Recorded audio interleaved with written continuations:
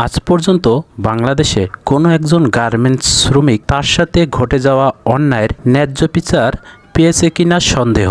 হয়তো আমরা অনেকেই ভুলে গেছি 2012 সালের 24শে নভেম্বরের কথা। আমার ভাইস্তা মারা গেছে, আমার বোনের যাও মারা গেছে, বোনের জায়ের ননদ মারা গেছে, অনেকজনেই মারা গেছে আমাদের গ্রামে।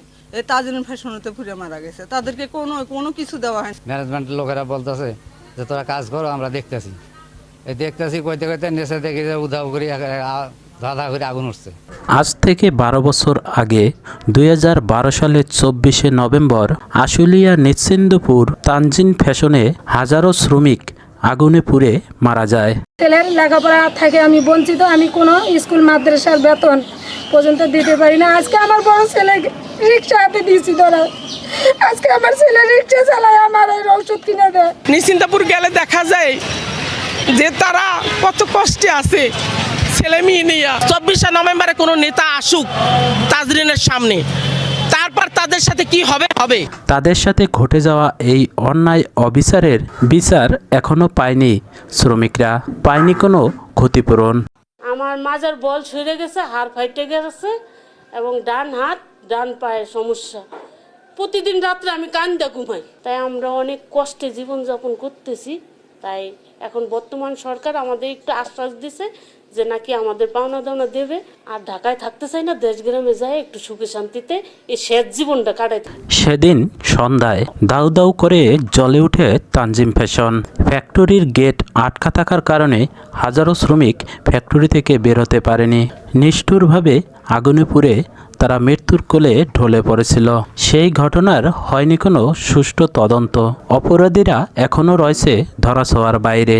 নিরীহ গার্মেন্টস শ্রমিকরা পায়নি তাদের ক্ষতিপূরণ। অনেক পরিবার হারিয়েছিল সেদিন তার পরিবারের একমাত্র উপার্জনক্ষম ব্যক্তিকে।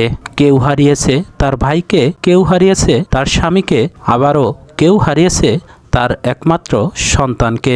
আজ 12 বছর পূর্তি হিসাবে সেই আহত নিহত শ্রমিকের ক্ষতিপূরণের দাবি জানিয়েছে বর্তমান সরকারের কাছে। আর এই ন্যাক্কারজনক ঘটনার সাথে যারা জড়িত তাদের সুষ্ঠু বিচারের দাবি জানিয়েছে। তারা কি পাবে এই সরকারের কাছ থেকে সঠিক বিচার?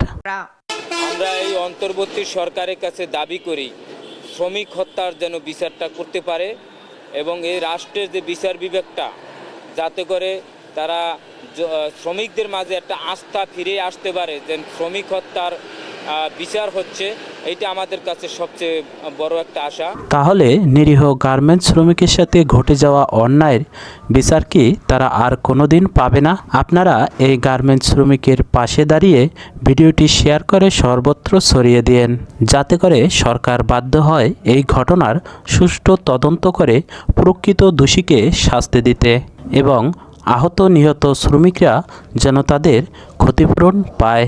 একজন গার্মেন্টস শ্রমিক হয়ে ভিডিওটা তৈরি করে তাদের পাশে দাঁড়িয়েছি। আশা করি আপনারাও ভিডিওটি শেয়ার করে তাদের পাশে দাঁড়াবেন।